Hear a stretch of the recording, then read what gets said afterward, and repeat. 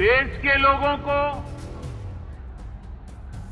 उत्तर प्रदेश के हमारे कोटि कोटि भाई बहनों को नोएडा इंटरनेशनल एयरपोर्ट के भूमि पूजन की बहुत बहुत बधाई। बटन दब गया, बटन दबते ही गुरुवार को प्रधानमंत्री नरेंद्र मोदी और सीएम योगी आदित्यनाथ ने जेवर इंटरनेशनल एयरपोर्ट का शिलान्यास करके वो सपना साकार कर दिया जो आज से करीब 20 साल पहले तत्कालीन मुख्यमंत्री राजनाथ सिंह ने देखा था। सबसे बड़ा एयरपोर्ट। आज इस एयरपोर्ट के भूमि पूजन के साथ ही दाऊजी मेले के लिए प्रसिद्ध जेवर भी अंतर्राष्ट्रीय मानचित्र पर अंकित हो गया है। इसका बहुत बड़ा लाभ दिल्ली एनसीआर और पश्चिमी यूपी के करोड़ों करोड़ों लोगों को होगा। मैं इसके लिए आप सभी को, पूरे देश को बधाई देता हूं। एयरपोर्ट की खासियत का अंदाजा इसी से लगाया जा सकता है कि क्षेत्र में योजना और परियोजना की बाढ़ सी आ गई है। एयरपोर्ट के चलते ही 4 नए शहर बस रहे हैं। इतना ही नहीं, कनेक्टिविटी को लेकर भी खूब चर्चाएं हो रही हैं। कारोबार के लिहाज से एयरपोर्ट को संजीवनी माना जा रहा है। हमारे जो खुर्जा क्षेत्र के कलाकार हैं, मेरठ की स्पोर्ट्स इंडस्ट्री है, सहारनपुर का फर्नीचर है, मुरादाबाद का पीतल उद्योग है, आगरा का फुटवियर और पैठा है, पश्चिमी यूपी के अनेक एमएसएमईज को भी विदेशी मार्केट तक पहुंचने में अब और आसानी होगी। प्रधानमंत्री नरेंद्र मोदी के हाथों शिलान्यास होने वाले नोएडा इंटरनेशनल एयरपोर्ट को अगले 3 साल में बनकर तैयार किया जाएगा। पूरे तरीके से बनने के बाद ये दुनिया का चौथा सबसे बड़ा हवाई अड्डा होगा। इसके पहले चरण में हर साल 1 करोड़ 20 लाख यात्री यात्रा कर सकेंगे।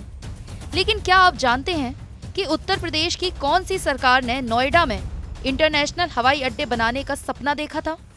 अगर नहीं तो हम आपको बताते हैं। ये बात उन दिनों की है कि जब साल 2001 में प्रदेश में राजनाथ सिंह के नेतृत्व में बीजेपी की सरकार चल रही थी। उसी सरकार में नोएडा में इंटरनेशनल हवाई अड्डा बनाने का ख्याल आया। तब तत्कालीन मुख्यमंत्री राजनाथ सिंह की सरकार ने केंद्र सरकार को जेवर में greenfield Taj international and aviation hub बनाने का प्रस्ताव दिया। लेकिन 2003 में आई मुलायम सिंह यादव की सरकार ने इस प्रस्ताव को रद्द कर दिया।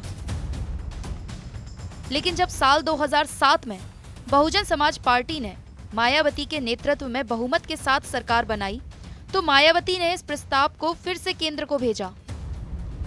लेकिन उस समय केंद्र में चल रही कांग्रेस के नेतृत्व वाली यूपीए सरकार ने उनके प्रस्ताव को ये दलील देते हुए रद्द कर दिया कि ये दिल्ली के इंदिरा गांधी इंटरनेशनल एयरपोर्ट के 150 किलोमीटर के दायरे में है। तत्कालीन यूपीए सरकार के रुख के बाद अगले 2 साल तक इस तरफ कोई प्रगति नहीं हुई। साल 2012 में यूपी में अखिलेश यादव की अगुवाई में सपा की सरकार बनी, लेकिन फिर भी एयरपोर्ट पर केंद्र और राज्य सरकार में टकराव बना रहा। इस पर अखिलेश यादव की सरकार ने इस परियोजना को आगरा शिफ्ट करने का फैसला किया, लेकिन वायुसेना और रक्षा मंत्रालय ने उनके प्रस्ताव पर आपत्ति जता दी। अखिलेश की सरकार इस परियोजना को मुलायम सिंह यादव के पैतृक गांव सैफई में भी शिफ्ट करने को तैयार थी। इस क्षेत्र के हवाई अड्डे के लिए मुझे भी इससे जुड़ने का सौभाग्य मिला। 2012 में जब अखिलेश यादव जी की सरकार थी तो उन्होंने इस प्रोजेक्ट को अबेंडन कर दिया था और दिल्ली की कांग्रेस सरकार ने भी इसको लगभग खत्म कर दिया था। 2014 में हमारी सरकार आई, माननीय प्रधानमंत्री जी ने मुझे नागरिक उड्डयन राज्य मंत्री बनने का मौका दिया।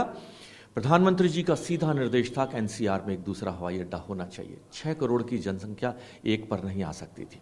आज वो हवाई अड्डा बना है, देश का सबसे बड़ा, विश्व का चौथा सबसे बड़ा हवाई अड्डा, और मैं समझता हूं कितने बड़े पहला हवाई अड्डा है जिसको आप समझिए कि जहां कार्गो होगा, जहां MRO होगा और जहां हवाई यात्रा भी होगी।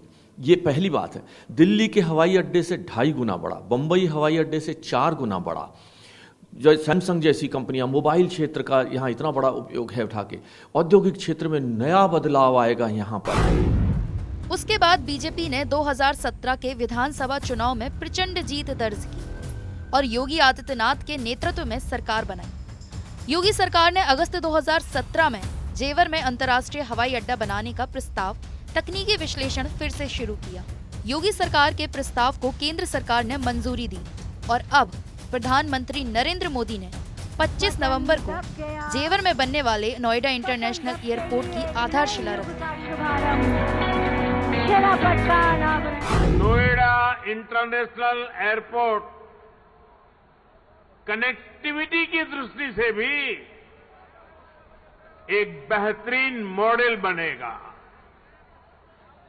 यहां आने जाने के लिए टैक्सी से लेकर मेट्रो और रेल तक हर तरह की कनेक्टिविटी होगी।